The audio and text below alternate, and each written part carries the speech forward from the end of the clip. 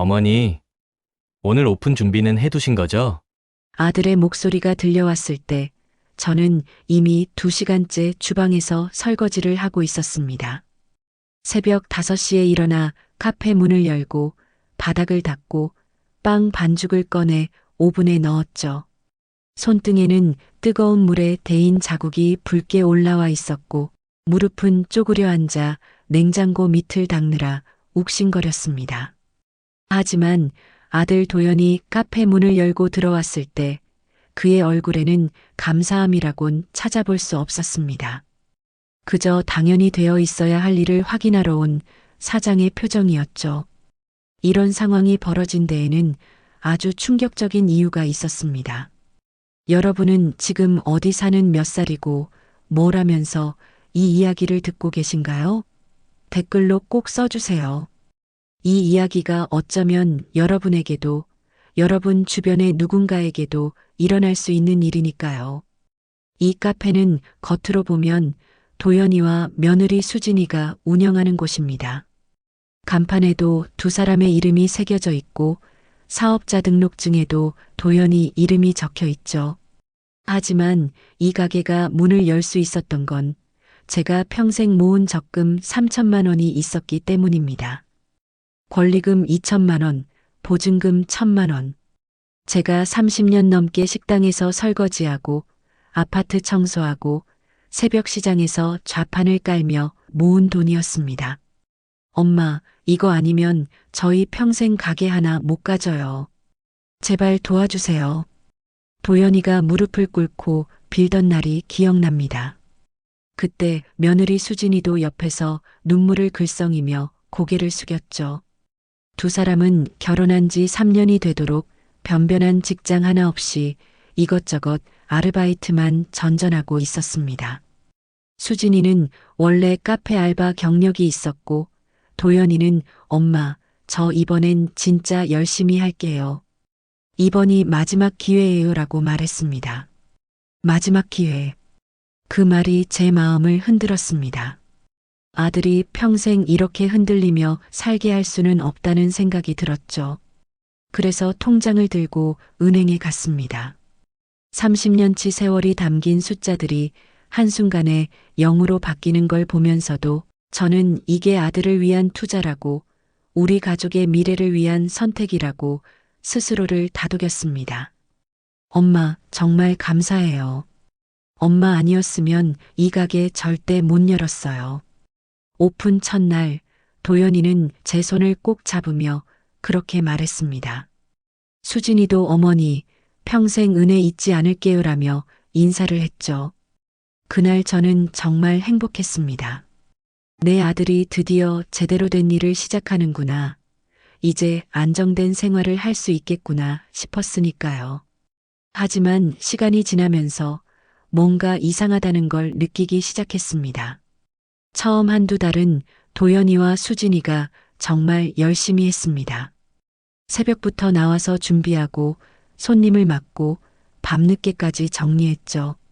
저는 가끔 들러서 설거지나 청소를 도와주는 정도였습니다. 엄마는 쉬세요. 저희가 할게요라는 말도 들었고요.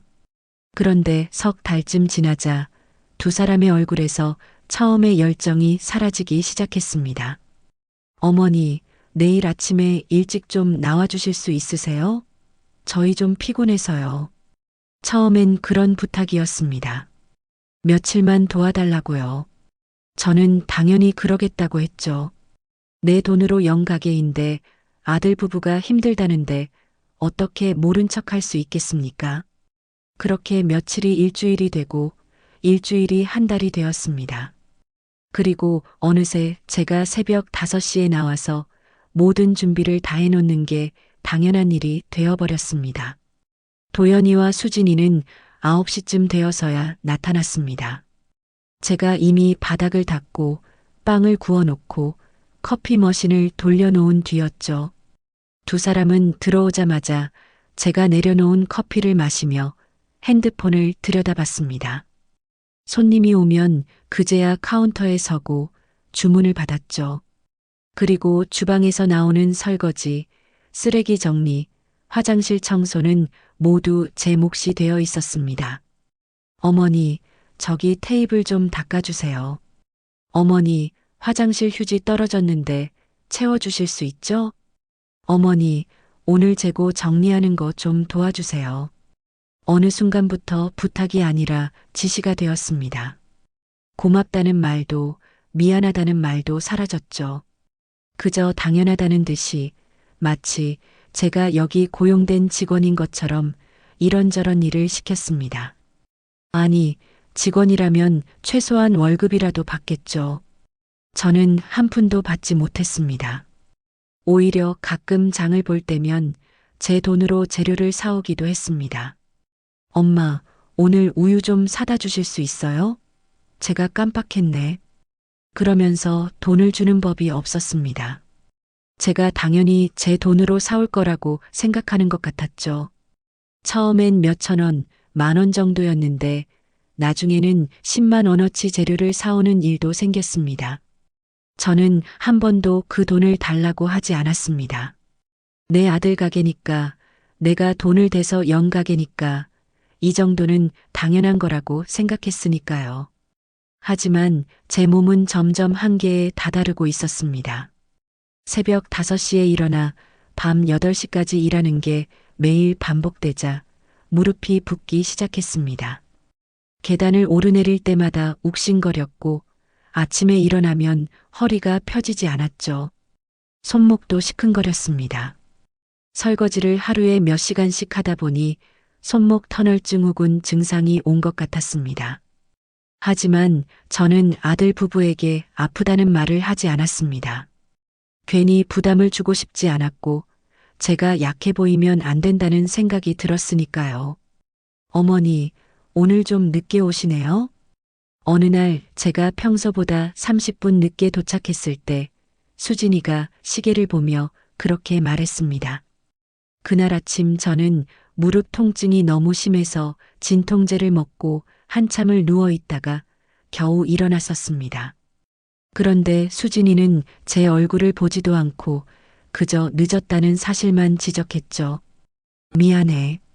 오늘 몸이 좀 안 좋아서. 아, 그러세요? 그래도 연락은 미리 주셔야 저희가 준비하든 하죠. 연락을 달라고요. 제가 아파서 30분 늦은 것에 대해 사전에 보고를 하라는 얘기였습니다. 그 순간 뭔가 이상하다는 생각이 들었지만 저는 그냥 다음부턴 그럴게라고 대답하고 주방으로 들어갔습니다. 카페 매출은 나쁘지 않았습니다. 위치가 괜찮았고 수진이가 만드는 커피 맛도 제법 괜찮았죠. 손님들이 꾸준히 찾아왔고 주말이면 웨이팅도 생겼습니다. 그런데 이상하게도 도연이와 수진이의 생활은 나아지지 않았습니다. 아니, 오히려 더 화려해졌달까요? 수진이는 몇 달에 한 번씩 새 가방을 들고 왔습니다. 명품은 아니어도 수십만 원은 하는 것들이었죠. 도연이도 새 시계를 차고 나타났습니다. 엄마, 이거 수진이가 생일 선물로 사준 거예요 라며 자랑스럽게 보여줬습니다. 저는 속으로 가게가 잘 되나 보네 하고 생각했습니다.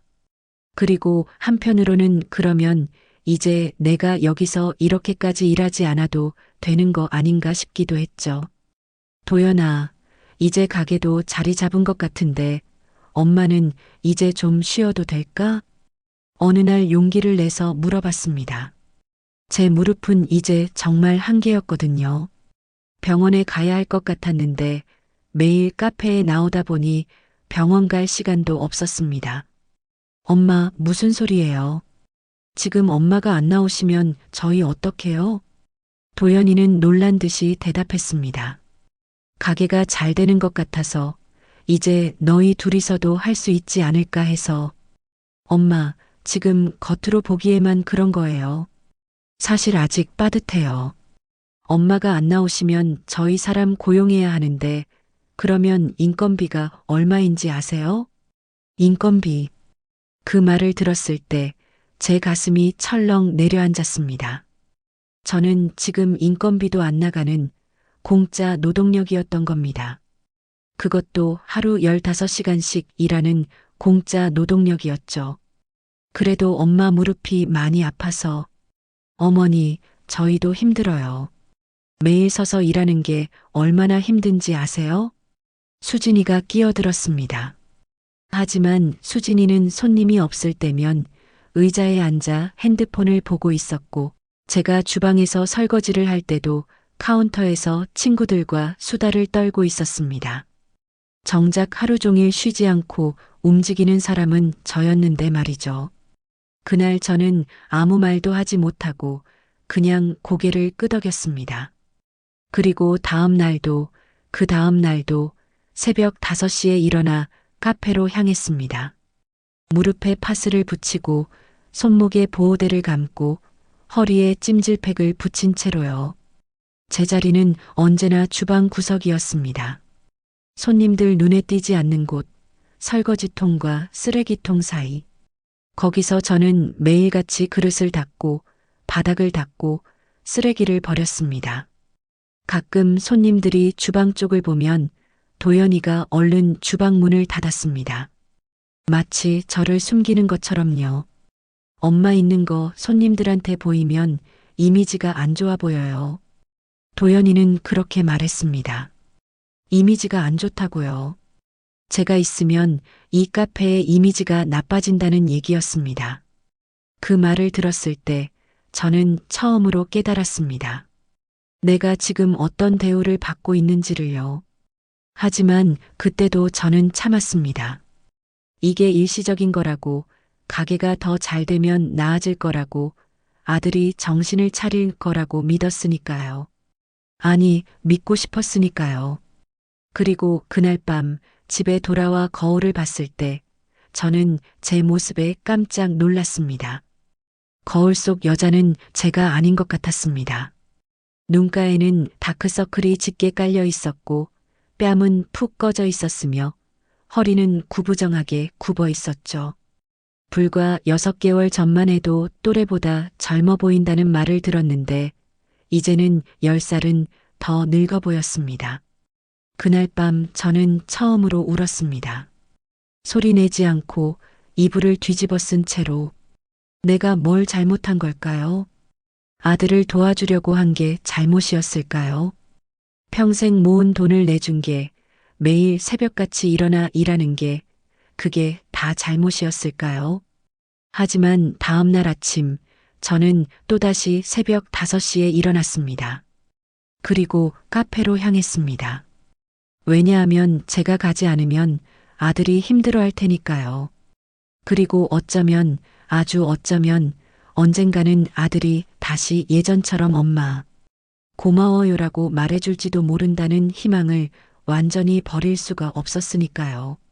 주방 구석에서 설거지를 하며 저는 생각했습니다. 이게 정말 내가 원했던 삶일까? 아들을 위해 모든 걸 희생하는 게 과연 옳은 일일까? 하지만 답은 나오지 않았습니다. 그저 흐르는 물소리와 설거지통 부딪히는 소리만이 주방을 가득 채웠죠. 그리고 저는 몰랐습니다. 이게 시작에 불과하다는 것을, 앞으로 더 충격적인 일들이 저를 기다리고 있다는 것을요. 무릎이 꺾일 때마다 들리는 둔탁한 소리가 어느 순간부터는 일상이 되어버렸습니다. 계단을 내려갈 때마다 뚝 쪼그려 앉을 때마다 딱. 그 소리를 들으면서도 저는 계속 일했습니다. 진통제를 삼키고 파스를 붙이고 또 일했죠. 하지만 그날 아침은 달랐습니다. 설거지를 하려고 쪼그려 앉는 순간 무릎에서 평소와는 다른 소리가 났습니다. 뚝 하는 소리와 함께 마치 뼈가 어긋나는 것 같은 느낌이었죠. 그리고 다음 순간 너무 심한 통증에 그 자리에 주저앉고 말았습니다. 손에 들고 있던 접시가 바닥에 떨어져 산산조각이 났습니다. 어머니, 괜찮으세요? 수진이가 주방으로 달려왔습니다. 하지만 그녀가 제일 먼저 한 말은 다른 거였죠. 접시가 깨졌네. 이거 세트라 하나만 따로 구하기 힘든 건데. 저는 바닥에 주저앉은 채로 고개를 들어 수진이를 봤습니다. 그녀의 눈에는 걱정이 아니라 짜증이 어려 있었습니다. 미안해. 무릎이 갑자기. 병원 가보세요. 오늘은 저희가 할게요. 그렇게 말한 수진이는 깨진 접시를 치우고는 다시 카운터로 돌아갔습니다. 저는 한참을 그 자리에 앉아 있다가 겨우 벽을 짚고 일어났습니다. 무릎이 욱신거렸지만 저는 병원에 가지 않고 다시 설거지를 시작했습니다. 오픈 시간이 다가오고 있었으니까요. 하지만 그날 저녁 집에 돌아왔을 때 무릎은 2배로 부어올라 있었습니다. 바지를 걷어 올렸을 때 무릎이 공처럼 부풀어 오른 걸 보고 저는 깜짝 놀랐습니다. 이건 그냥 넘어갈 수 있는 게 아니었습니다. 다음 날 저는 아침 오픈 준비를 마친 뒤 도연에게 조심스럽게 말했습니다. 도연아, 오늘 병원 좀 가봐야 할 것 같아. 병원요? 무슨 일인데요? 무릎이 많이 부어서 어제부터 걷기도 힘들어. 도연이는 제 무릎을 힐끗 보더니 고개를 끄덕였습니다. 그래요, 다녀오세요. 오늘은 저희가 알아서 할게요. 그 말에는 걱정도 미안함도 담겨 있지 않았습니다. 그저 오늘 하루는 어쩔 수 없이 우리가 하겠다는 투였죠. 저는 아무 말 없이 고개를 끄덕이고 병원으로 향했습니다. 정형외과 의사는 엑스레이를 보더니 심각한 표정을 지었습니다. 어머니, 이거 방치하시면 안 됩니다. 반월판이 많이 손상되어 있고 연골도 거의 닳아 있어요. 지금 수술 안 하시면 나중에는 걷기 힘들어질 수도 있습니다. 수술? 그 단어를 듣는 순간 제 머릿속에 가장 먼저 떠오른 건 카페 오픈 시간이었습니다. 수술하면 얼마나 입원해야 하나요? 최소 일주일은 입원하셔야 하고 퇴원 후에도 1달 정도는 무리하시면 안 됩니다. 1달. 그 기간 동안 제가 카페에 나가지 못하면 도연이와 수진이는 어떻게 할까요? 새벽 준비는 누가 하고 설거지는 누가 하고 청소는 누가 할까요? 선생님, 그럼 일주일만 입원하고 바로 퇴원하면 안 될까요? 제가 일을 해야 해서요. 의사는 믿을 수 없다는 표정으로 저를 봤습니다. 어머니, 지금 장난하시는 겁니까? 이거 방치하면 나중엔 인공관절 수술까지 가야 할 수도 있어요. 그것보다 일이 더 중요하세요? 저는 아무 대답도 할 수 없었습니다. 중요한 게 아니라 제가 없으면 아들이 힘들어질 테니까요. 하지만 의사의 단호한 눈빛을 보니 더 이상 미룰 수는 없을 것 같았습니다. 알겠습니다. 수술할게요. 최대한 빨리 하시는 게 좋겠습니다. 다음 주 화요일에 예약 잡아드릴게요. 병원을 나서면서 저는 도연에게 전화를 걸었습니다. 도연아, 엄마가 다음 주 화요일에 무릎 수술을 받아야 할 것 같아. 수술이요? 그렇게 심각한 거예요? 응. 의사 선생님이 지금 안 하면 나중에 걷기 힘들어질 수도 있대. 전화 너머로 잠깐 침묵이 흘렀습니다. 그리고 도연이가 말했습니다. 그럼 어쩔 수 없죠. 몸이 제일 중요한 거니까. 저희가 그 기간 동안 알아서 할게요. 그 말을 듣고 저는 조금 안심했습니다. 아들이 이해해 주는구나. 아들도 결국엔 엄마 걱정을 하는구나 싶었죠. 하지만 그건 제 착각이었습니다. 수술 당일 새벽 6시에 병원에 도착했습니다. 수술은 아침 9시였고 보호자가 동반해야 한다고 했습니다. 저는 전날 밤 도연에게 문자를 보냈습니다. 내일 아침 8시까지 병원으로 와줄 수 있니? 보호자 서명이 필요하대. 도연은 알겠습니다라고 답장했습니다. 하지만 8시가 되어도 8시 반이 되어도 도연은 나타나지 않았습니다. 전화를 걸었지만 받지 않았죠. 수술 시간이 다가오자 간호사가 난처한 표정으로 말했습니다. 보호자분이 안 오시면 수술 진행이 어려운데요. 제 아들이 곧 올 거예요. 조금만 기다려주세요. 하지만 9시가 되어도 도연은 오지 않았습니다. 저는 떨리는 손으로 다시 전화를 걸었습니다. 이번에도 받지 않았죠. 그때 옆 침대에 계시던 할머니의 딸분이 제게 다가왔습니다. 어머니, 제가 대신 보호자 서명해 드릴까요? 안 그러면 수술 못 하실 것 같은데요. 괜찮겠어요? 가족도 아니신데. 괜찮아요. 급한데 어떡해요. 결국 제 수술 동의서의 보호자란에는 옆 침대 할머니 딸분의 이름이 적혔습니다.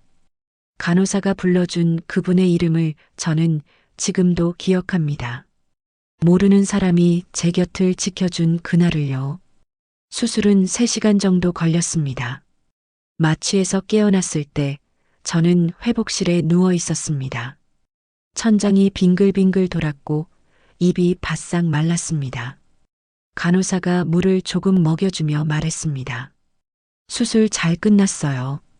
조금 있다가 병실로 옮겨드릴게요. 제 아들, 왔나요? 아직 안 오신 것 같은데요. 저는 눈을 감았습니다. 아들이 안 왔다는 게 믿기지 않았습니다. 제가 수술대에 올라가 있는 동안 제 아들은 도대체 뭘 하고 있었던 걸까요? 병실로 옮겨진 뒤에도 도연은 나타나지 않았습니다. 저는 핸드폰을 들고 다시 전화를 걸었습니다. 이번에는 수진이가 받았습니다. 어머니, 수술 잘 끝나셨어요? 응. 근데 도연이는 왜 안 온 거니? 아, 그게요. 오늘 갑자기 단골 손님들이 많이 오셔서요. 도연 오빠가 빠지면 안 될 것 같아서요. 갑자기 단골 손님들이 많이 왔다고요. 그래서 엄마 수술보다 카페가 더 중요했다는 얘기였습니다. 그래도 보호자 서명이 필요하다고 했잖니. 어머니, 그런 거 다른 분들도 해주시잖아요. 저희가 꼭 가야 하는 건 아니고요. 저는 더 이상 아무 말도 할 수 없었습니다. 목이 메었고 눈물이 났지만 전화기 너머로는 그 감정을 들키고 싶지 않았습니다. 알았어. 나 괜찮으니까 일이나 열심히 해. 전화를 끊고 저는 한참을 천장만 바라봤습니다. 옆 침대 할머니의 딸분이 걱정스러운 눈으로 저를 보고 있었습니다. 어머니, 괜찮으세요? 네, 괜찮아요. 도와주셔서 정말 고맙습니다. 아드님이 많이 바쁘신가 봐요. 저는 고개를 끄덕였습니다. 바쁘다고요. 네, 그렇겠죠. 제 아들은 엄마 수술보다 중요한 일이 있었나 봅니다. 그날 밤 병실은 고요했습니다. 다른 환자들은 가족들이 와서 간병을 해주고 있었지만 제 침대 옆은 텅 비어 있었습니다. 간호사가 몇 번씩 와서 상태를 체크해줬고 혼자 화장실 가는 것도 위험하다며 도와줬습니다. 보호자분이 안 계시면 힘드실 텐데요. 괜찮아요. 혼자 할 수 있어요. 하지만 괜찮지 않았습니다. 화장실을 가려고 일어설 때마다 어지럽고 다리에 힘이 풀렸습니다. 수술한 무릎은 깁스로 고정되어 있어서 움직이기도 힘들었죠. 하지만 저는 간호사에게 미안해서 최대한 혼자 하려고 했습니다. 이틀째 되던 날 도연이 처음으로 병원에 왔습니다. 오후 3시쯤이었죠. 손에는 아무것도 들고 있지 않았습니다. 엄마, 괜찮으세요? 응, 괜찮아. 다행이다. 그래도 수술 잘 끝나셔서 다행이에요. 도연은 의자에 앉더니 핸드폰을 꺼냈습니다. 제 상태를 물어보지도 아픈 데는 없는지 확인하지도 않았죠. 그저 핸드폰을 들여다보며 뭔가를 확인하고 있었습니다. 도연아, 카페는 괜찮니? 아, 네. 그런데 엄마가 안 계시니까 진짜 힘드네요. 새벽 준비도 해야 하고 설거지도 해야 하고 그 말에는 엄마가 빨리 나아서 다시 일해줬으면 좋겠다는 뜻이 담겨 있었습니다. 의사 선생님이 한 달은 무리하면 안 된대. 한 달이요? 그렇게 오래요? 도연의 얼굴에 당황한 기색이 역력했습니다. 응. 지금 무리하면 나중에 더 안 좋아질 수 있대. 그럼 저희는 한 달 동안 어떡해요? 저는 그 순간 깨달았습니다. 제 아들이 걱정하는 건 제 건강이 아니라 카페 일이라는 것을요. 알바생이라도 구해봐. 엄마, 알바생 쓰면 한 달에 얼마나 나가는지 아세요? 저는 대답하지 않았습니다. 제가 공짜로 일하고 있다는 걸 도연도 수진도 너무나 잘 알고 있었으니까요. 도연은 30분쯤 있다가 일어났습니다. 엄마, 저 가봐야 해요. 카페 닫을 시간이거든요. 그래, 가봐. 빨리 나으세요. 저희 진짜 힘들어요. 그렇게 말하고 도연은 병실을 나갔습니다. 저는 그의 뒷모습을 보며 생각했습니다. 내 아들이 언제부터 이렇게 변한 걸까요? 어릴 때는 제가 조금만 아파도 걱정하던 아이였는데 이제는 제 수술보다 카페 일이 더 중요한 사람이 되어 있었습니다. 사흘째 되던 날 저는 병실 밖 복도를 천천히 걷고 있었습니다. 재활 운동을 시작해야 한다고 해서 간호사의 도움을 받으며 조금씩 걷는 연습을 하고 있었죠. 그때 복도 끝에서 익숙한 목소리가 들려왔습니다. 도연이와 수진이의 목소리였습니다. 저는 걸음을 멈췄습니다. 두 사람은 복도 구석 창가에 서서 통화를 하고 있었습니다. 제가 있는 줄도 모르고요. 아니, 진짜. 한 달이래요.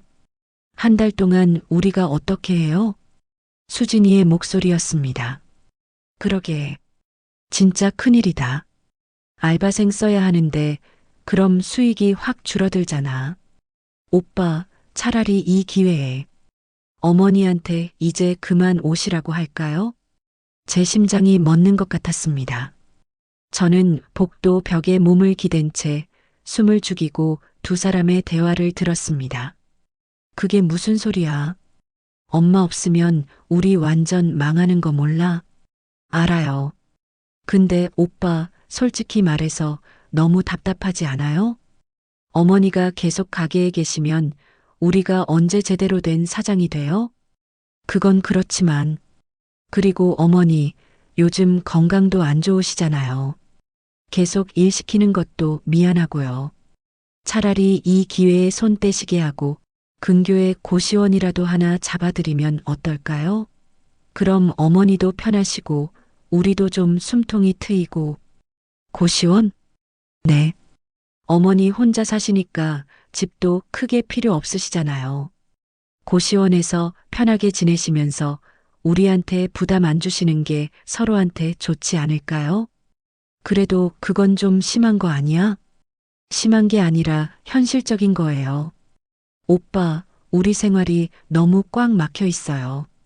어머니가 가게에 계속 계시면 우리는 영원히 종업원 신세잖아요. 우리 가게인데도. 우리 가게. 그 말을 들었을 때 저는 온몸에 힘이 빠지는 걸 느꼈습니다.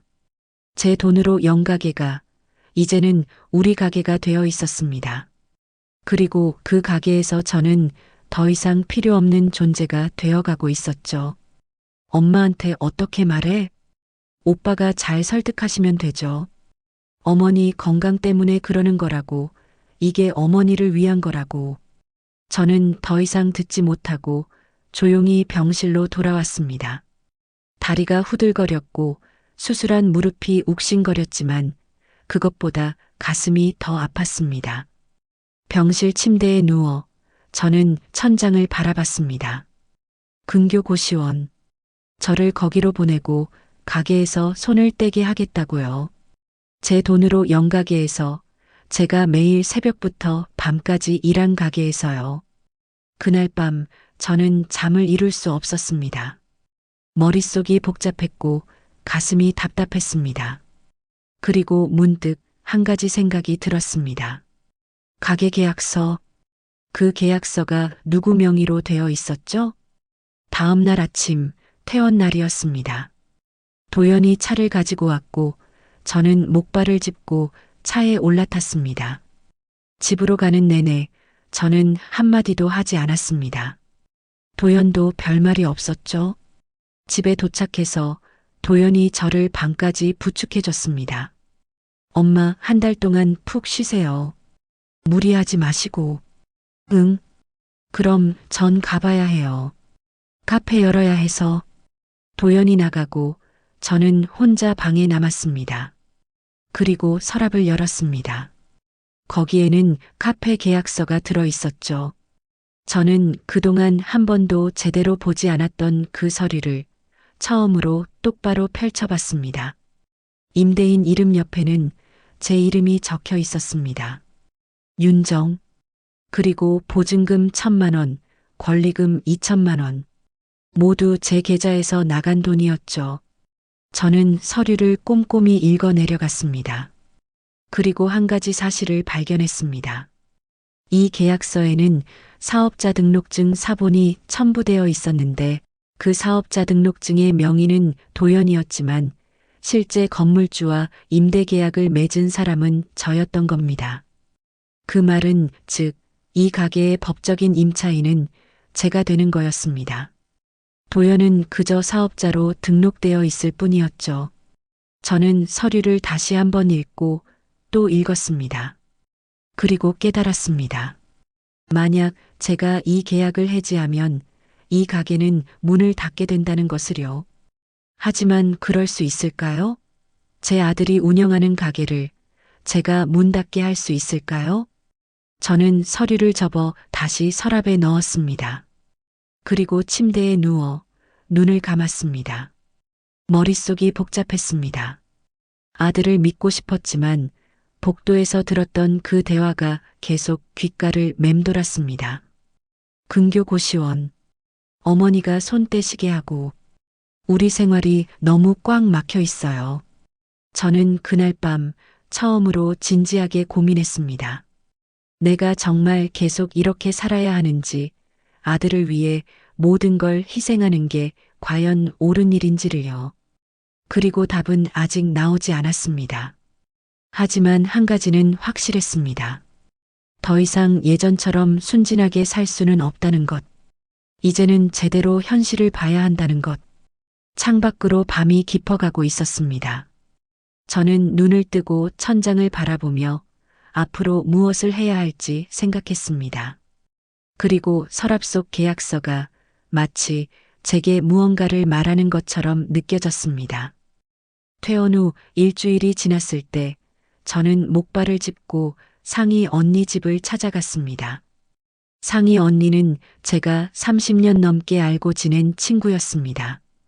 같은 시장에서 좌판을 깔았고 같은 아파트 청소 일을 했죠. 서로의 고단한 삶을 이해하는 몇 안 되는 사람이었습니다. 어머, 윤정아. 무릎 수술했다며? 괜찮아? 상희 언니가 문을 열자마자 제 목발부터 보며 걱정스러운 얼굴을 했습니다. 저는 그 얼굴을 보는 순간 참았던 눈물이 터져 나올 것 같았습니다. 언니, 왜 무슨 일 있어? 들어와. 어서. 상희 언니는 저를 안으로 들여보내고 소파에 앉혔습니다. 그리고 따뜻한 차를 한 잔 내밀었죠. 저는 차를 받아들고 한참을 말을 잇지 못했습니다. 언니, 나 어떻게 해야 할지 모르겠어. 그렇게 말을 꺼낸 순간 그동안 꾹꾹 눌러 담아두었던 이야기들이 쏟아져 나왔습니다. 카페 오픈 자금을 댄 이야기, 매일 새벽같이 일하는 이야기, 무릎이 아파도 참고 일했던 이야기, 그리고 수술날 아들이 오지 않았던 것, 병원 복도에서 들었던 그 대화까지. 근교 고시원에 저를 보내겠대. 가게에서 손 떼라고. 상희 언니는 제 이야기를 듣는 내내 한숨만 쉬었습니다. 그리고 제 손을 꼭 잡았죠. 윤정아, 그건 내가 잘못한 게 아니야. 내가 너무 착해서 그런 거지. 내가 뭘 잘못한 걸까, 언니? 아들을 돕는 게 잘못된 건가? 돕는 거랑 이용당하는 건 달라. 지금 넌 이용당하고 있는 거야. 이용당한다. 그 말을 들으니 가슴이 먹먹했습니다. 하지만 부정할 수 없었죠. 제가 지금 처한 상황이 바로 그거였으니까요. 언니, 근데 나 계약서 보니까 임대인이 내 이름이더라고. 뭐? 건물주랑 계약한 사람이 나야. 도연이는 그냥 사업자 명의만 가지고 있고 상희 언니의 눈이 커졌습니다.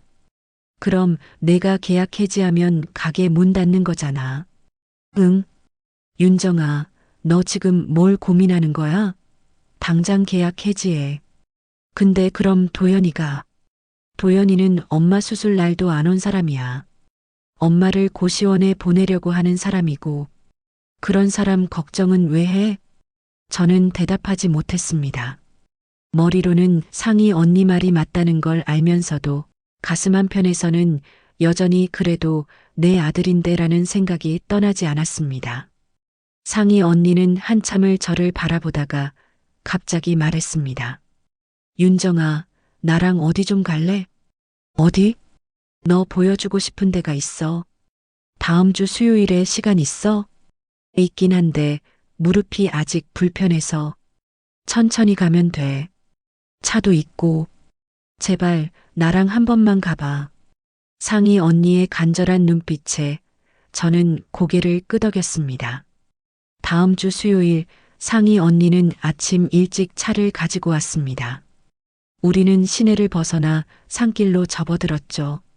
1시간쯤 달렸을까요? 작은 마을이 나타났습니다. 산 아래 자리 잡은 집이 20채 정도 되는 조용한 마을이었습니다. 여기가 어디야?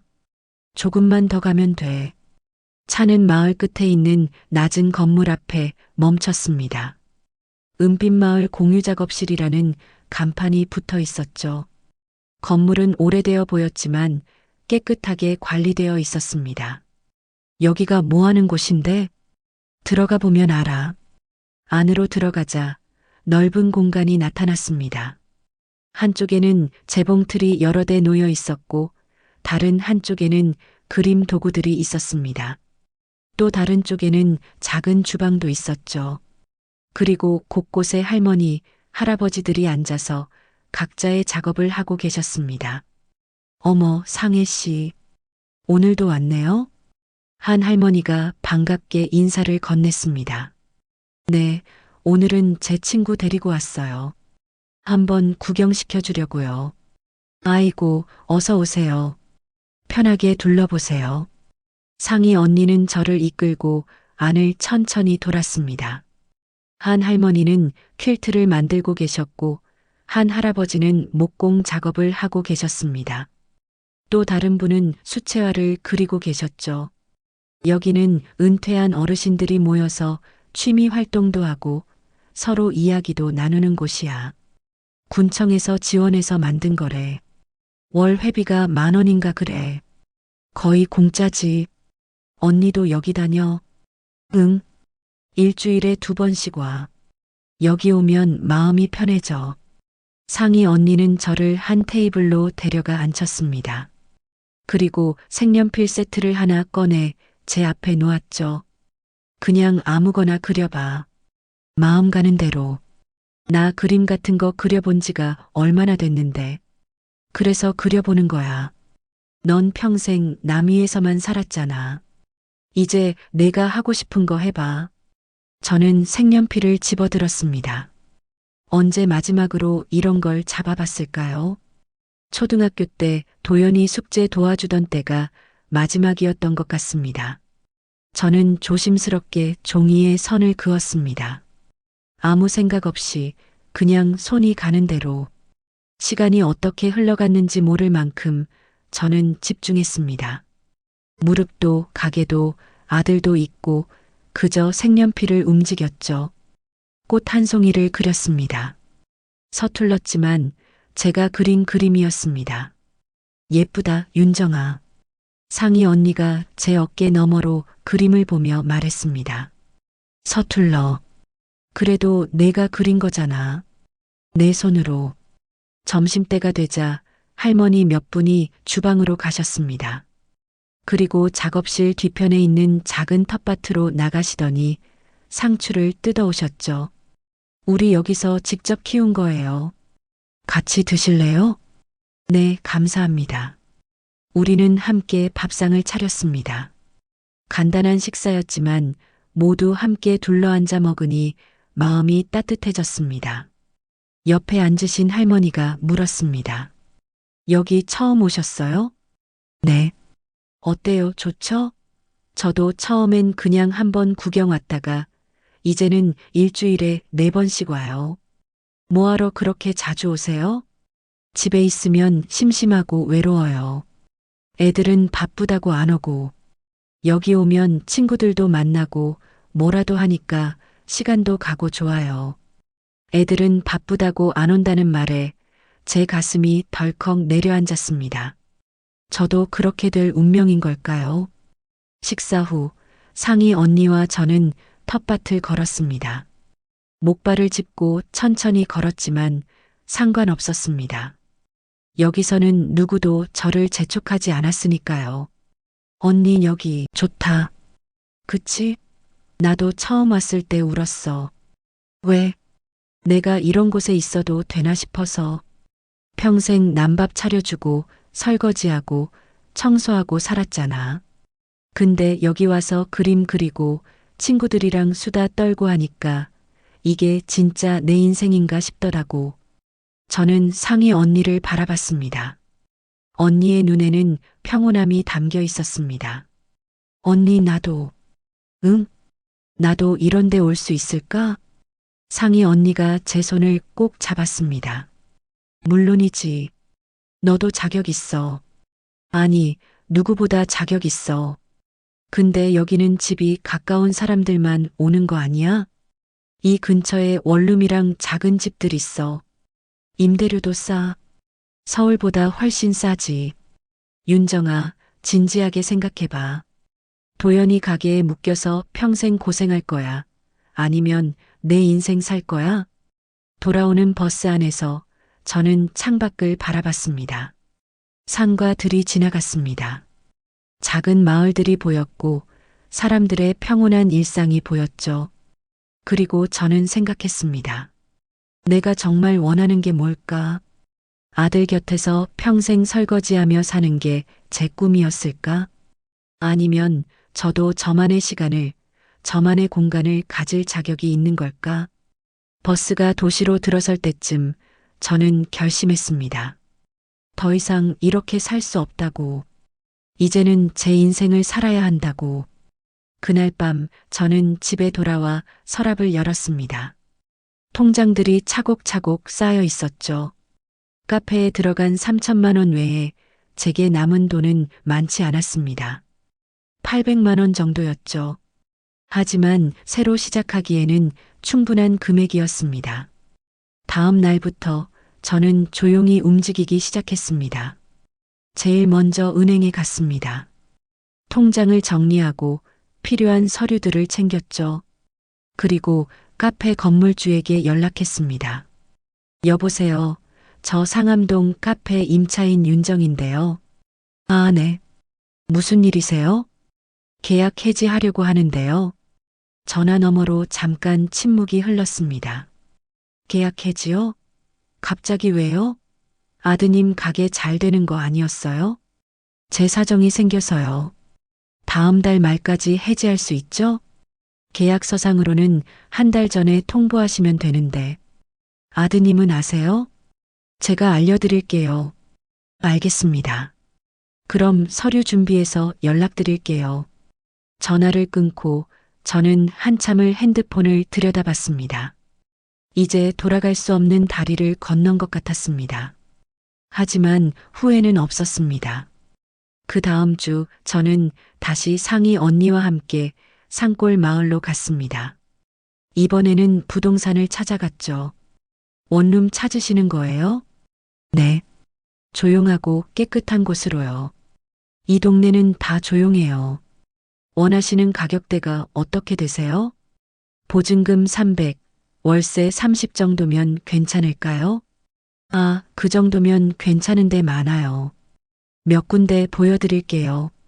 부동산 사장님은 우리를 3군데 집으로 데려갔습니다. 첫 번째 집은 너무 좁았고 두 번째 집은 습기가 많았습니다. 하지만 세 번째 집은 딱 좋았습니다. 작은 원룸이었지만 창문이 커서 햇빛이 잘 들었습니다. 아래층에는 빨래터가 있었고 주차장도 있었죠. 무엇보다 공유 작업실까지 걸어서 10분이면 갈 수 있었습니다. 이 집으로 할게요. 네. 벌써 결정하세요? 네. 마음에 들어요. 계약서에 도장을 찍는 순간 제 손이 떨렸습니다. 새로운 시작. 60이 넘은 나이에 하는 새로운 시작이었습니다. 집으로 돌아오는 길에 상희 언니가 물었습니다. 도연이한테는 언제 말할 거야? 이사 날짜 잡히면 말할 거야. 화낼 텐데. 알아. 근데 이제 상관없어. 윤정아, 너 진짜 달라졌다. 응. 나도 알아. 저는 정말 달라진 것 같았습니다. 예전 같으면 아들이 화낼까봐, 아들이 힘들어할까봐 이런 결정을 못했을 겁니다. 하지만 이제는 알았습니다. 제가 행복하지 않으면 아무도 저를 행복하게 해주지 않는다는 것을요. 그날 밤 저는 집에서 짐을 정리하기 시작했습니다. 가져갈 것과 버릴 것을 나눴죠. 평생 모았던 물건들이 많았지만 대부분은 버리기로 했습니다. 새로운 곳에서는 새로운 것들로 채우고 싶었으니까요. 옷장 깊숙이에서 오래된 사진첩이 나왔습니다.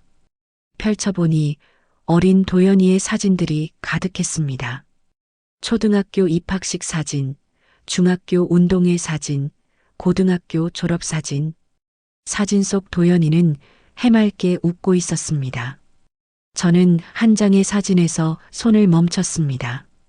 도연이가 10살쯤 되었을 때 둘이서 찍은 사진이었습니다. 도연이가 제 목에 팔을 두르고 제 뺨에 뽀뽀하려는 순간을 찍은 사진이었죠.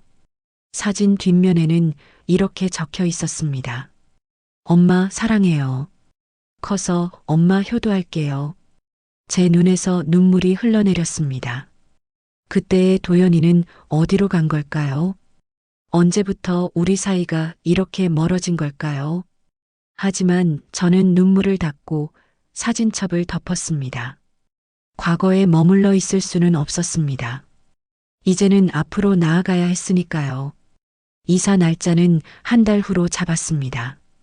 그 한 달 동안 저는 아무에게도 말하지 않고 조용히 준비했습니다.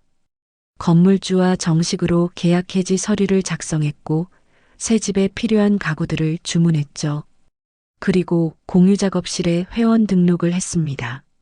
모든 준비가 끝났을 때 저는 비로소 도연에게 연락할 시간이 되었다는 걸 알았습니다.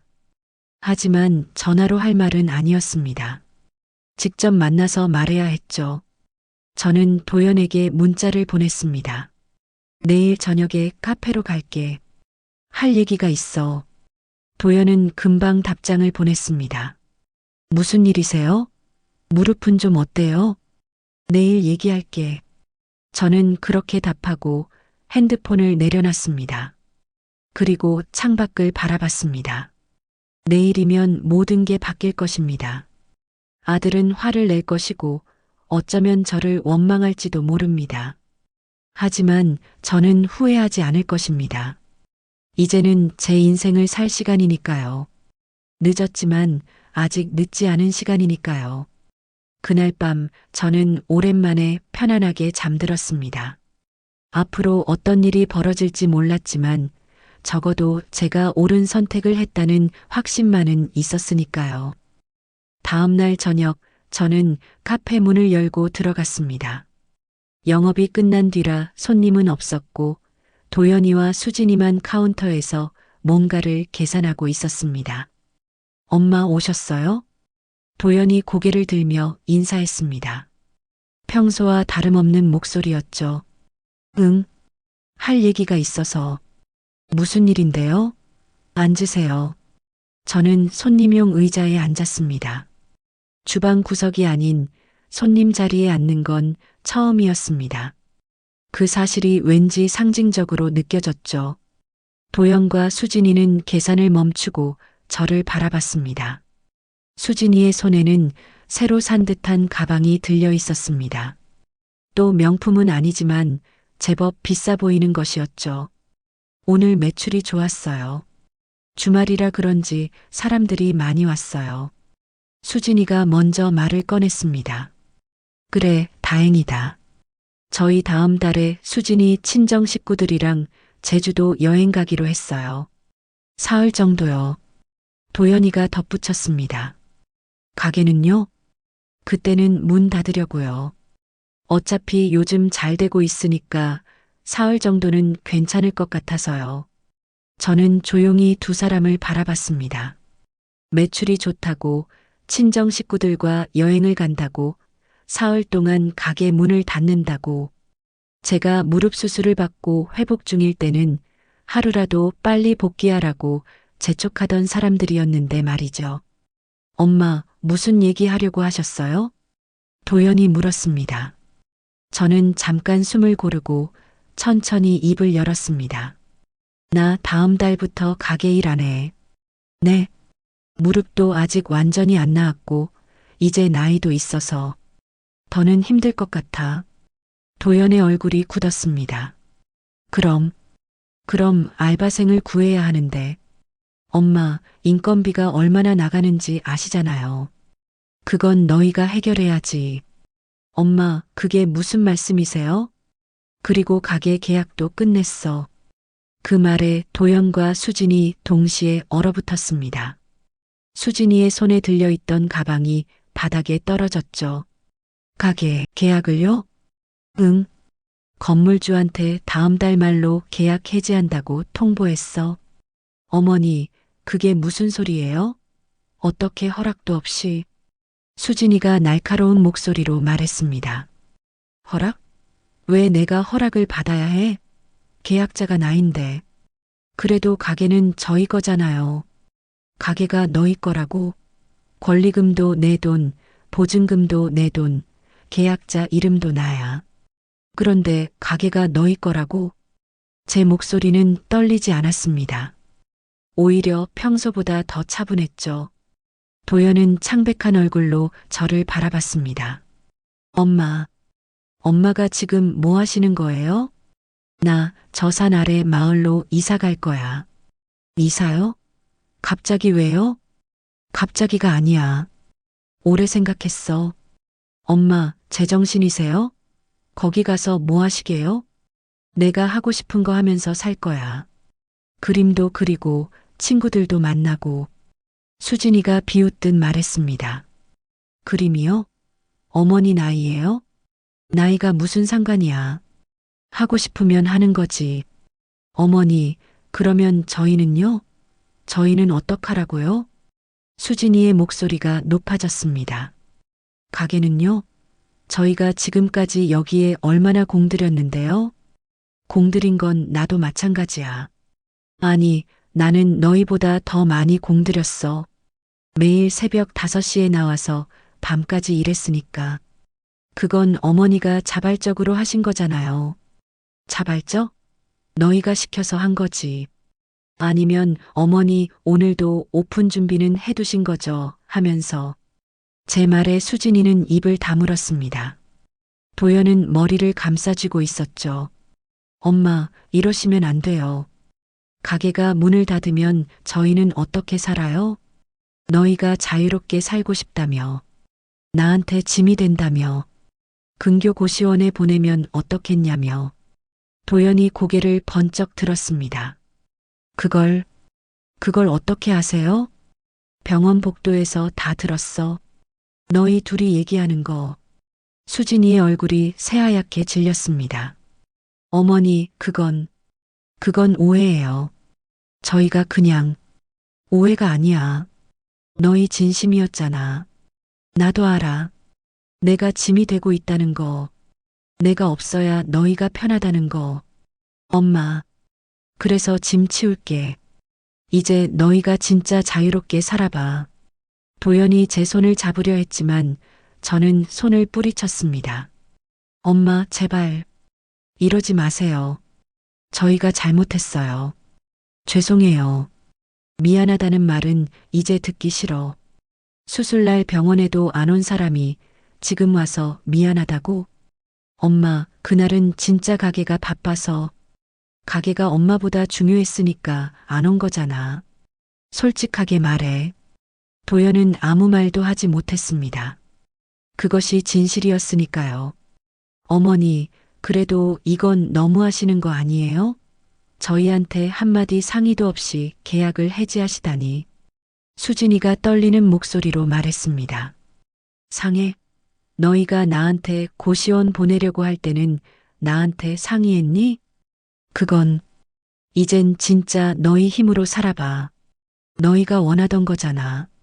나는 평생 남 손에 맞춰 살았으니 남은 시간은 내 손에 맞춰 살 거야. 저는 자리에서 일어났습니다. 무릎이 욱신거렸지만 곧게 펴고 섰습니다. 다음 달 말까지 정리하면 돼. 건물주한테 열쇠 반납하고 원상 복구하면 돼. 보증금은 내가 받을 거야. 내 돈으로 낸 거니까. 엄마. 도연이 소리쳤지만 저는 뒤돌아보지 않았습니다. 참, 그리고 권리금 3천만 원. 그건 내가 투자한 거니까 돌려받을 생각 없어. 그냥 지난 몇 년 동안 너희가 나한테 줬어야 할 인건비라고 생각할게. 공짜로 일한 대가로. 어머니, 제발. 더 이상 할 말 없어. 날짜만 기억해. 다음 달 말. 저는 카페 문을 열고 나왔습니다. 뒤에서 도연이 뭐라고 소리치는 게 들렸지만 저는 멈추지 않았습니다.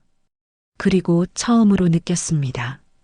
이 가게 문을 나서는 게 이렇게 홀가분할 수 있다는 것을요. 집으로 돌아오는 길 핸드폰이 계속 울렸습니다. 도연이었습니다. 하지만 저는 받지 않았습니다. 지금 전화를 받으면 또 마음이 흔들릴 것 같았으니까요. 집에 도착해서 문을 열고 들어가는데 복도에 보미가 앉아 있었습니다. 제가 오는 걸 보자 꼬리를 흔들며 달려왔죠. 보미는 옆집 할머니가 키우시던 강아지였는데 할머니가 요양원에 가시면서 제가 맡게 되었습니다. 봄아, 우리 산책 갈까? 보미는 신나게 짖으며 제 주변을 뱅뱅 돌았습니다. 저는 목줄을 챙겨 보미에게 채우고 다시 밖으로 나갔습니다. 동네 공원을 걸으며 저는 생각했습니다. 이 목줄을 제가 쥐고 있는 것처럼 이제 제 인생의 줄도 제가 쥐게 되었다고. 더 이상 누군가에게 끌려가지 않고 제가 가고 싶은 곳으로 갈 수 있게 되었다고. 보미는 즐겁게 뛰어다녔습니다. 나뭇잎 냄새를 맡고 다른 강아지들과 인사하고 자유롭게 움직였죠. 저도 이제 보미처럼 살 수 있을까요? 가고 싶은 곳에 가고 만나고 싶은 사람을 만나고 하고 싶은 일을 하면서요. 공원을 한 바퀴 돌고 집으로 돌아왔을 때 현관문 앞에 도연이 서 있었습니다. 차를 타고 쫓아온 모양이었습니다. 엄마, 뭐하러 왔어? 엄마, 제발 다시 생각해 주세요. 생각 끝났어. 엄마, 저희가 잘못했어요. 앞으로 잘할게요. 엄마 말 다 들을게요. 이제 내 말 듣는 게 중요한 게 아니야.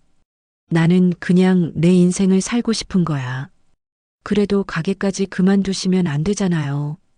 도연의 목소리가 점점 높아졌습니다. 왜 안 돼? 저희는 그거밖에 없어요. 가게 없으면 저희는 어떻게 살아요? 알바하든지 직장 구하든지 해. 엄마가 그렇게 냉정하실 수 있어요? 너희가 나한테 했던 것보다는 냉정하지 않아. 도연은 눈물을 글썽이며 저를 바라봤습니다. 예전 같았으면 그 눈물에 마음이 흔들렸을 겁니다. 하지만 이제는 아니었습니다. 엄마, 저 진짜 후회하고 있어요. 엄마한테 못되게 굴었던 거, 엄마 수술 날 안 간 거 다 후회해요. 후회는 너 혼자 해. 나는 이제 후회하지 않을 거야. 엄마, 돌아가. 그리고 다음 달 말까지 정리 잘해. 그게 마지막으로 엄마가 바라는 거야. 저는 도연을 지나쳐 집 안으로 들어갔습니다. 그리고 문을 닫았죠. 문 밖에서 도연이 한참을 서 있는 소리가 들렸습니다. 하지만 저는 문을 열지 않았습니다. 보미는 제 발밑에 앉아 저를 올려다봤습니다. 그 눈빛이 마치 잘했어요라고 말하는 것 같았죠. 봄아, 우리 이제 산으로 이사 가는 거야. 거기엔 공기도 좋고 산책할 곳도 많아. 보미는 꼬리를 흔들며 제 손을 핥았습니다. 그날 밤 저는 오랜만에 깊이 잠들었습니다. 도연의 전화도 문자도 무시하고 그냥 눈을 감았습니다. 그리고 꿈을 꿨습니다. 산 아래 마을에서 공유 작업실에서 그림을 그리는 꿈을요. 꿈속에서 저는 웃고 있었습니다. 진심으로, 오랜만에 진심으로 웃고 있었습니다. 그 웃음이 너무나 행복해서 잠에서 깨고 싶지 않았습니다. 하지만 아침은 왔고 저는 눈을 떴습니다. 그리고 창밖을 바라봤습니다. 해가 떠오르고 있었습니다. 새로운 하루가, 새로운 시작이 다가오고 있었죠. 이제 며칠만 지나면 저는 이 집을 떠날 것입니다. 그리고 새로운 곳에서 새로운 삶을 시작할 것입니다. 늦었지만 아직 늦지 않은 시간이었습니다. 저는 일어나 봄이 밥을 챙기고 커피를 내렸습니다. 그리고 창가에 앉아 조용히 내일을 준비했습니다. 제 손에 쥐어진 목줄을 이제는 제가 원하는 방향으로 이끌어갈 준비를 하면서요. 이사 온 첫날 아침, 저는 새벽이 아니라 해가 떠오를 때 눈을 떴습니다. 창문으로 스며드는 햇살이 너무 밝아서 처음에는 늦잠을 잔 줄 알고 깜짝 놀랐죠. 하지만 시계를 보니 8시였습니다. 8시에 일어나도 괜찮은 거였습니다. 누가 저를 재촉하지 않았으니까요. 저는 천천히 몸을 일으켰습니다. 무릎은 아직 완전히 낫지 않았지만 예전보다는 훨씬 나아졌습니다. 쉬면서 회복할 시간이 있었으니까요. 작은 원룸이지만 창문이 크고 햇빛이 잘 들어와서 아늑했습니다. 제가 직접 고른 커튼, 제가 직접 산 작은 식탁, 제가 좋아하는 색깔의 이불, 모든 게 제 선택이었고 제 취향이었습니다. 공용 주방으로 가서 된장국을 끓였습니다. 냉장고에는 어제 장봐 온 재료들이 들어 있었죠. 두부 한 모, 파 한 단, 애호박 하나. 많지 않았지만 혼자 먹기에는 충분했습니다. 국이 끓는 동안 저는 밥을 퍼고 반찬을 꺼냈습니다. 김치, 멸치볶음, 계란말이. 간단한 아침 식사였지만 식탁에 앉아 바라봤을 때 이상한 충만함이 느껴졌습니다. 이 밥은 제가 제 입에 넣을 밥이었습니다. 누군가를 위해 차린 밥이 아니라 저를 위해 차린 밥이었죠. 이 국은 제가 제 몸을 위해 끓인 국이었습니다. 누군가가 이거 싱겁네, 이거 짜네 하고 평가하는 국이 아니었습니다. 첫 숟가락을 떠서 입에 넣었을 때 눈물이 났습니다. 맛있어서가 아니었습니다. 그냥 이 순간이 너무 소중해서였습니다. 봄아, 우리 밥 먹자. 봄이도 옆에서 밥을 먹고 있었습니다. 제가 준비한 사료를 맛있게 먹으며 꼬리를 흔들었죠. 봄이와 함께하는 첫 아침이었습니다. 밥을 다 먹고 설거지를 하는데 누군가 문을 두드렸습니다. 윤정 씨 계세요? 상희 언니였습니다. 언니, 어떻게 왔어? 첫날인데 혼자 있으면 심심하잖아. 작업실 같이 갈래? 그래, 좋아. 저는 간단히 옷을 갈아입고 봉이 목줄을 챙겼습니다. 그리고 상희 언니와 함께 작업실로 향했습니다.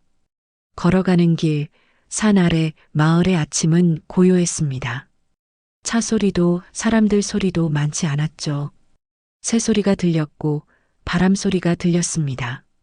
봄이는 신나서 여기저기 냄새를 맡으며 뛰어다녔습니다. 윤정아, 표정이 완전 달라졌다. 그래. 응. 처음 봤을 때는 얼굴이 너무 어두웠는데 지금은 환해. 저는 웃음이 나왔습니다. 화나다니. 저도 그렇게 느껴지고 있었습니다. 작업실에 도착하니 벌써 몇 분이 와 계셨습니다.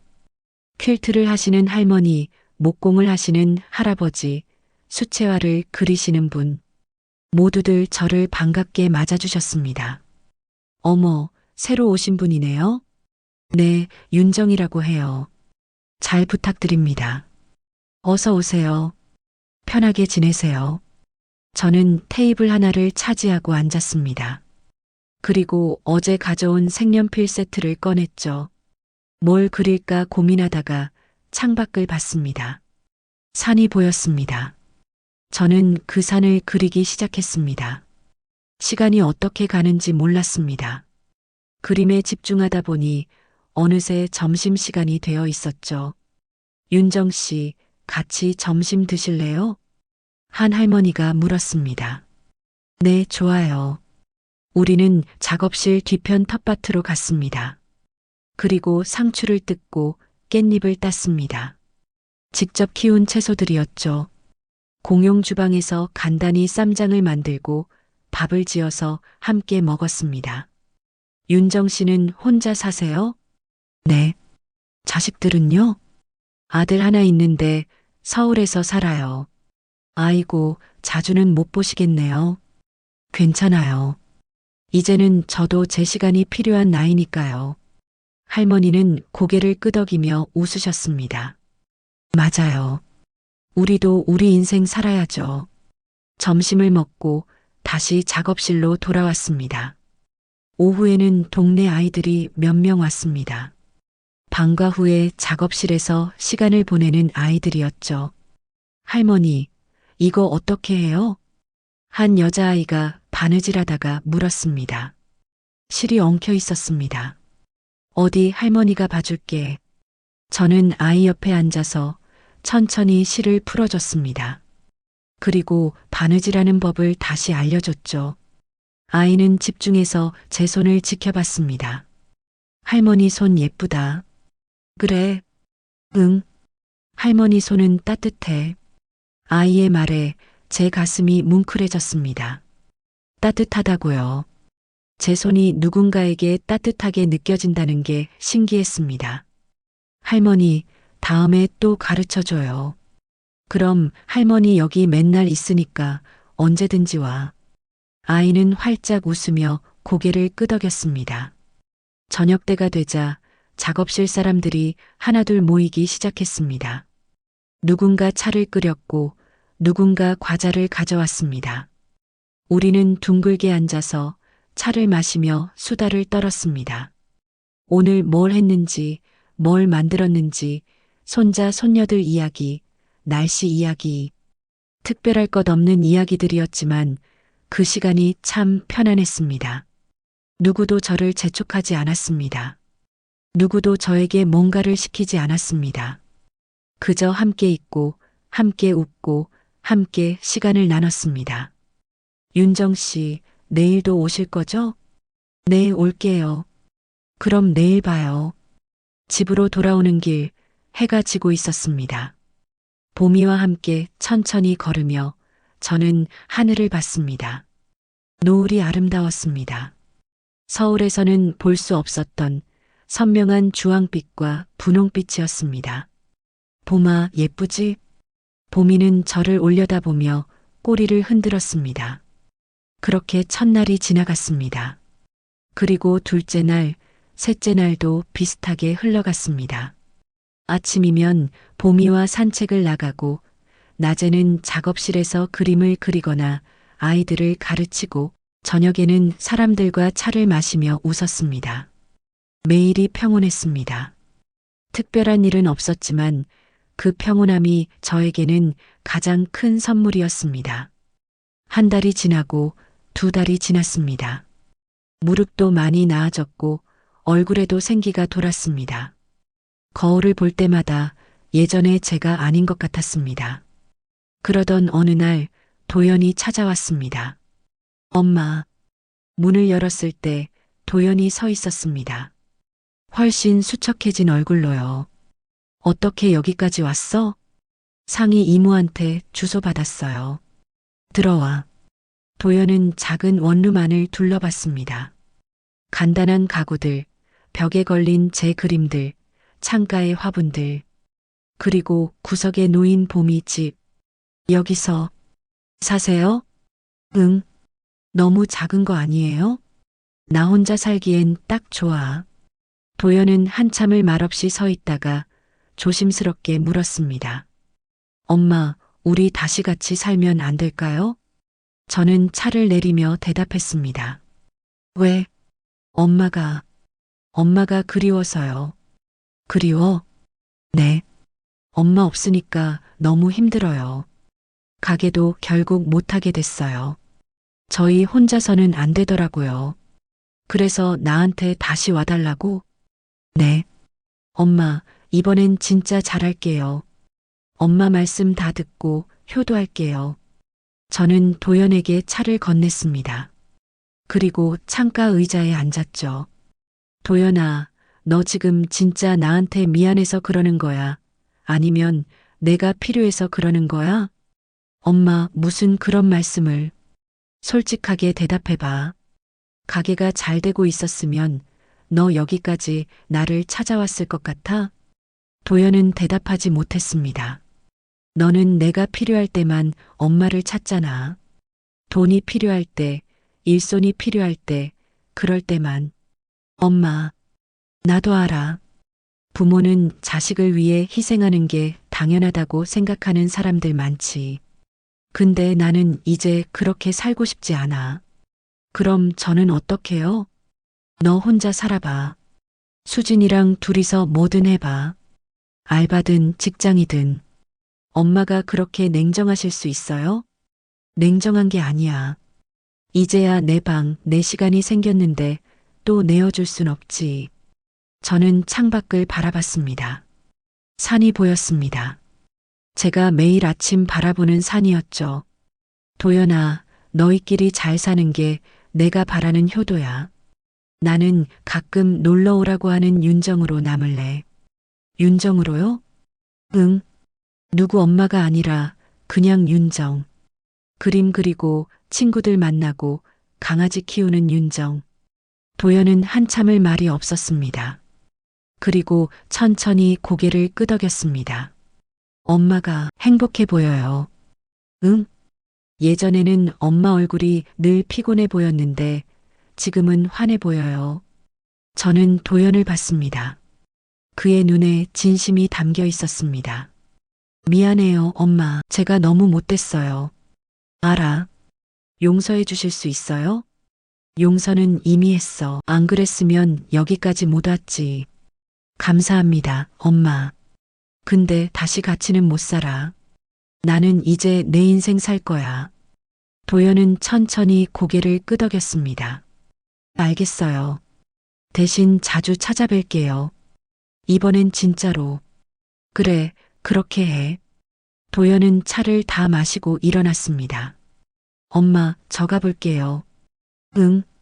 조심히 가. 엄마, 사랑해요. 도연이 문을 나서며 한 말이었습니다. 저는 잠깐 멈칫했습니다. 언제 마지막으로 들어본 말이었을까요? 나도. 도연이 떠나고 저는 혼자 남았습니다. 보미가 제 발밑에 와서 앉았습니다. 저는 보미를 쓰다듬으며 생각했습니다. 이제 시작이구나. 진짜 제 인생의 시작이구나. 그날 저녁 작업실에서 저는 새 그림을 그리기 시작했습니다. 제목은 윤정의 봄이었습니다. 화폭 가운데에는 산이 있었고 그 아래 작은 집이 있었습니다. 집 앞에는 한 여자가 강아지와 함께 서 있었죠. 그 여자는 웃고 있었습니다. 윤정 씨, 그림 예쁘네요. 옆에서 지켜보시던 할머니가 말씀하셨습니다. 감사합니다. 제목이 뭐예요? 윤정의 봄이요. 좋은 제목이네요. 새로운 시작 같아요. 맞아요. 새로운 시작이에요. 저는 붓을 놓고 완성된 그림을 바라봤습니다. 서툴렀지만 제 마음이 담긴 그림이었습니다. 누구의 가게 직원도 누구의 무료 도우미도 아닌 그냥 윤정이라는 한 사람의 그림이었죠. 그날 밤 집으로 돌아와 침대에 누워 저는 천장을 바라봤습니다. 여기 온 지 석 달이 되었습니다. 석 달 동안 저는 새벽 5시에 일어나지 않았습니다.